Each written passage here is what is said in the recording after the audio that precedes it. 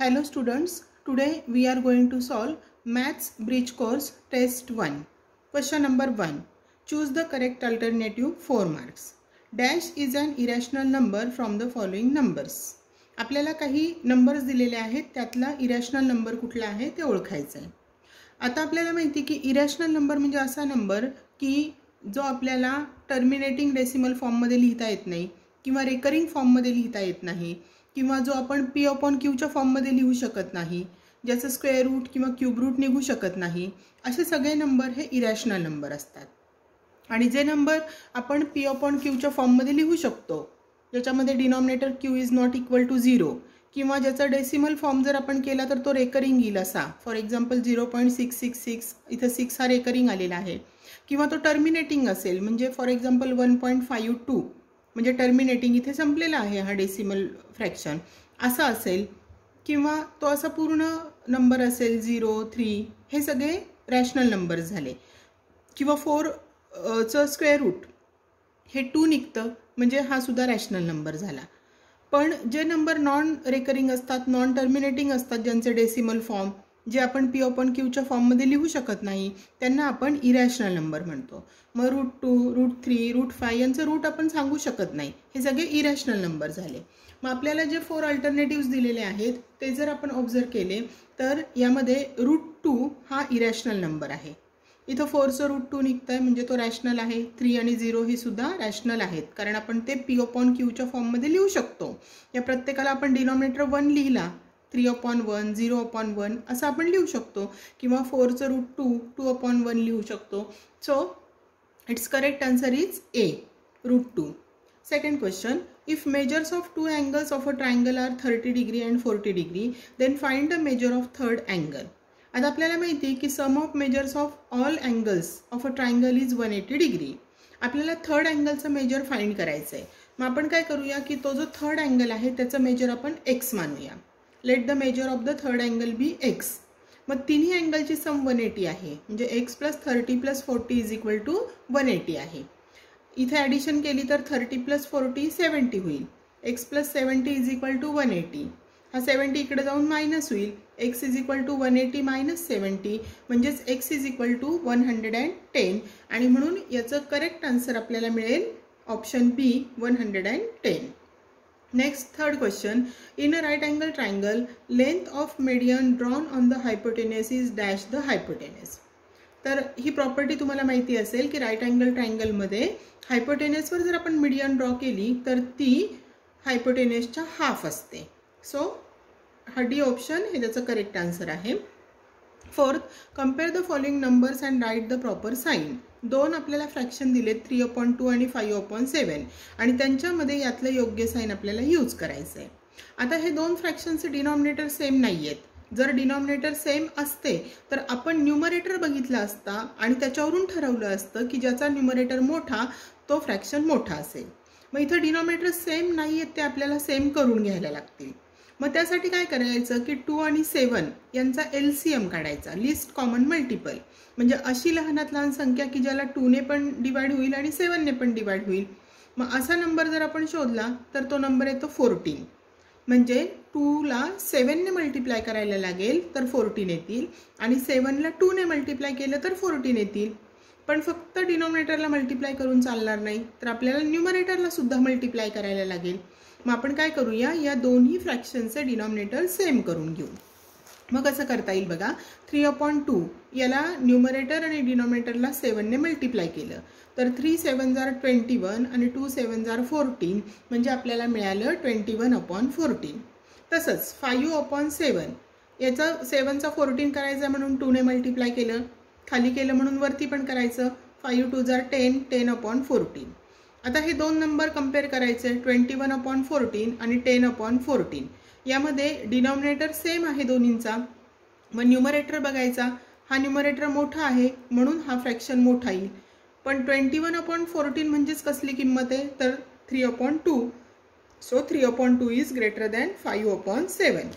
आणि म्हणून याच्यामध्ये ब्रॅकेटमध्ये आपल्याला ऑप्शन बी जो आहे तो इथे आपल्याला लिहायला लागेल, 3/2 is greater than 5/7. Now next question number 2, solve 3 marks, 3 questions आहेत, प्रत्येक क्वेश्चन 1 मार्क्सचा आहे. Write the following number in decimal form 16/3. आता डेसिमल फॉर्ममध्ये हा नंबर लिहायचा म्हणजे 3 ने 16ला डिवाइड करायचं. डिवाइड जर आपण केलं, 3 ने डिवाइड केलं 16ला तर 3 5 जार 15, 1 रिमाइंडर राहिला, डेसिमल पॉईंट दिला, वरून 0 घेतला. 3 3 जार 9, परत 1 राहिला रिमाइंडर, वरून 0 घेतला. 3 3 जार 9, परत 1 राहिला रिमाइंडर. मग ही प्रोसेस जर आपण कंटिन्यू करत राहिलो तर ऑलवेज आपल्याला रिमाइंडर 1 मिळेल. म्हणजे ही न संपणारी अशी प्रोसेस आहे. So it is non terminating and it is recurring आहे. हा 3 हा नंबर म्हणजे आपल्याला याचा आन्सर 5.333 अप टू इन्फिनाइट असं लिहिता येईल, किंवा हेच आपण असं लिहू शकतो 5.3 आणि त्याच्या डोक्यावर डॉट दिला की त्याचा अर्थ होतो 3 रेकरिंग, म्हणजे 3 हा नंबर परत परत आलेला आहे. त्यानंतर पुढचा क्वेश्चन बघूया आपण. सेकंड क्वेश्चन बघा. From the information given in the figure along side find the measure of angle ABD. आता जर फिगर बघितली तर ABD हा अँगल म्हणजे या ट्रायंगल ABCचा एक्सटेरियर अँगल आहे. आणि एक्सटेरियर अँगलची प्रॉपर्टी अशी असते की measure of exterior angle is equal to the sum of its remote interior angle. Remote म्हणजे दूरचे, म्हणजे याचा हा जवळचा इंटेरियर झाला आणि हे दोन्ही रिमोट झाले. या दोघांची सम ह्या एक्सटेरियर अँगल इतकी असते. आणि म्हणून अँगल ABDचं मेजर या 50 आणि 70 या दोन अँगलच्या सम इतकं येईल. म्हणजेच ते किती येईल तर 120 डिग्री. एकतर तुम्ही डायरेक्ट ही प्रॉपर्टी वापरू शकता एक्सटेरियर अँगलची प्रॉपर्टी, किंवा तुम्ही असंही करू शकता या 3 अँगल्सची सम 180 येते, त्याच्यापैकी 2 अँगल्सची सम 120 आहे म्हणून हा रिमेनिंग अँगल जो आहे तो 60 येईल, कारण तिघांची सम 180 यायला पाहिजे. आणि हा 60चा लिनियर पेअर फॉर्म करणारा अँगल आहे. या दोघांची ॲडिशन 180 येते, 180तून 60 गेले तर 120 येईल. पण यापेक्षा आपण डायरेक्ट एक्सटेरियर अँगलची प्रॉपर्टी वापरली की एक्सटेरियर अँगलचं मेजर रिमोट इंटेरियर अँगलच्या सम इतकं असतं, आणि म्हणून आपल्याला इथे अँगल ABDचं मेजर 70 + 50 यांच्या ॲडिशन इतकं म्हणजेच 120 डिग्री मिळेल. त्यानंतर पुढचा क्वेश्चन बघा. Third question. Write one number which is completely divisible by 5 and 3. 5 आणि 3 या दोन्हींनी भाग जाणारी अशी एक संख्या आपल्याला लिहायची आहे. And that number is you can write 15. 5 3 जार 15 अँड 3 5 जार 15. Question number 3 solve. त्यातलं first, show √2 on a number line. आता √2 हा नंबर लाईनवर दाखवण्यासाठी आपल्याला काय करायला लागेल बघा. एक नंबर लाईन ड्रॉ केली, त्याच्यावर एक पॉईंट O घेतला, त्याच्यापासून युनिट डिस्टन्सवर 1 युनिट म्हणजे 1 युनिट, मग हे मी आता 2 सेंटीमीटर घेतलंय, त्याला मी 1 युनिट मानलं. A पॉईंट घेतला आणि त्याच्यापासून परपेंडिक्युलर वरच्या बाजूने सुद्धा तेवढ्याच डिस्टन्सवर 1 युनिटवर B पॉईंट घेतला. म्हणजे जर मी 2 सेंटीमीटर इक्वल टू 1 युनिट मानलं तर इथे पण 2 सेंटीमीटर इतकंच डिस्टन्स घेतलं, ज्याला मी 1 युनिट मानलेलं आहे. त्यानंतर या पॉईंटला पण B नाव दिलं आणि OB जॉईन केला. आता ट्रायंगल OAB हा राईट अँगल ट्रायंगल तयार झाला.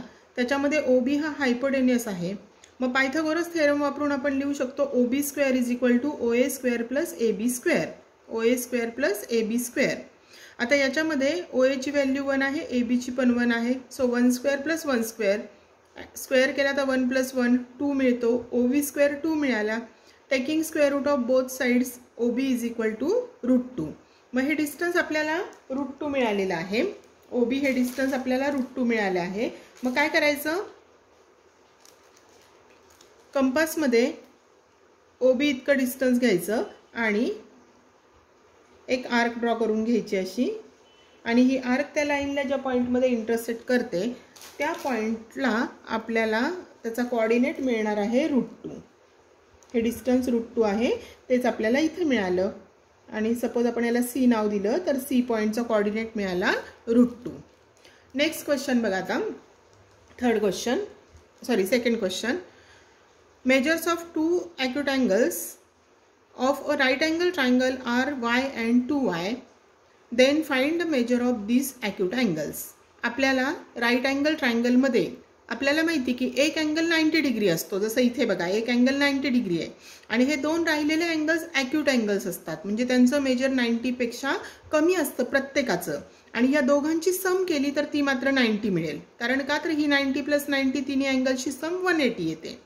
मग आपल्याला दोन ॲक्यूट अँगलचं मेजर y आणि 2y दिलं असेल तर त्या दोघांची सम किती येईल तर 90 डिग्री. कारण राईट अँगलमध्ये एक अँगल 90 गेला म्हणजे राहिलेल्या दोघांची सम 90 येईल. म्हणून आपण असं घेऊ शकतो की y + 2y = 90. ॲडिशन केली तर 3y = 90. हा y इकडे जाऊन डिवाइड होईल 90ला तर y = 30. म्हणजे एका अँगलचं मेजर y मिळालं 30 डिग्री. दुसरा अँगल 2y आहे. 2y म्हणजे 2 × 30. 2 × 30 केलं तर याच्या डबल केलं तर 60 मिळेल. Therefore measure of this acute angles are 30 degree and 60 degree. Next question बघा आता. फिगर दिलेली आहे आपल्याला. In the adjoining figure line L is parallel to line M and line N is its transversal असं दिलेलं आहे. या दोन पॅरलल लाईन आणि ही ट्रान्सव्हर्सल दिली आहे. Measure angle A = 40 degree. Then find measure angle B. आता जर फिगर बघितली तर A आणि B हे करस्पॉन्डिंग अँगल्सची पेअर आहे आणि corresponding angles are always of equal measure or congruent. आणि म्हणून Aचं मेजर 40 डिग्री असेल तर Bचं मेजर सुद्धा आपल्याला 40 डिग्री मिळेल. Second question. Write the name of a pair of angle B and angle C. Angle B आणि C हे कुठल्या पेअरमधले अँगल्स आहेत तर these are interior alternate angles. हे अल्टरनेट अँगल्स आहेत आणि लाईनच्या आतले आहेत. So they are interior alternate angles. Last question number 4. In triangle ABC seg BD is an altitude on side AC. बघा ही अल्टिट्यूड दिली आहे. अल्टिट्यूड म्हणजे B मधून या AC वर परपेंडिक्युलर ड्रॉ केलेला आहे आणि परपेंडिक्युलर ड्रॉ केलेला असेल तर क्वेश्चन विचारला आहे फाइंड मेजर अँगल ADB. मग हा परपेंडिक्युलर ड्रॉ केलेला असल्यामुळे या अँगल ADBचं मेजर आपल्याला 90 डिग्री मिळणार आहे. Second question. Seg AN is median on side BC. ही मीडियन आहे साइड BC वर. याचा अर्थ जेवढा BN आहे तेवढा CN आहे. If BN = 5. जर ही 5 दिलेली असेल BN = 5 देन फाइंड BC. तर टोटल BC किती येईल तर BC ही BNच्या डबल येणार आहे कारण N हा मिड पॉइंट आहे आणि BNच्या डबल म्हणजे 5च्या डबल केली तर आपल्याला BC 10 मिळेल. तर अशा प्रकारे आपण टेस्ट 1 हा जो क्वेश्चन पेपर आहे तो आपण डिस्कस केलेला आहे. तो पेपर तुम्ही व्यवस्थित सॉल्व करायचा आहे.